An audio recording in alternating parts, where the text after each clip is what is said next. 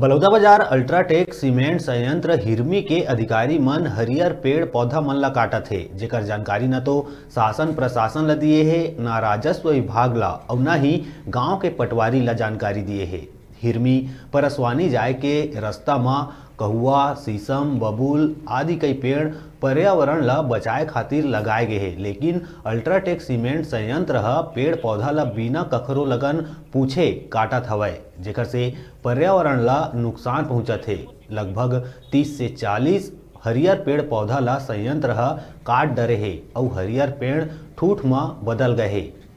जिहाँ रास्ता में चलैया आदमी मन ला ये पेड़ पौधा से छइहा मिलत रहीस, उन्हें पर्यावरण के सुधार घलो होवत रहीस। स्थानीय तहसीलदार शिल्पा भगत जब पेड़ कटत सुनिस त तुरंत पेड़ कटाई होवत रहीस तेन मेर पहुंचिस और हिरमी के पटवारी करा पूछिस त पटवारी नरेंद्र कुमार वर्मा अल्ट्राटेक सीमेंट संयंत्र हिरमी के अधिकारी मन ला फोन करिस त ओमन बहाना बना के नहीं आइस।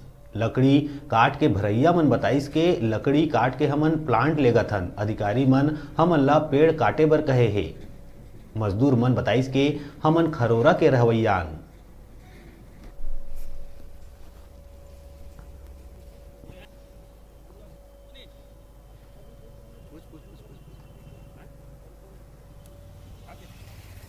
जो पेड़ की जो कटाई हुई है विगत कुछ दिनों पहले, उसके बारे में जानकारी लेने के लिए मेरे द्वारा यहाँ के ग्रामीण विकास के अधिकारी से बातचीत हुई थी, लेकिन पुख्ता जानकारी उनके पास भी नहीं था, इसलिए कुछ बता नहीं पाए थे। और ग्राम पंचायत से भी मैंने संपर्क किया है, उनसे भी कोई ऐसा कुछ एनओसी वगैरह की कुछ जानकारी वगैरह नहीं दी गई है। और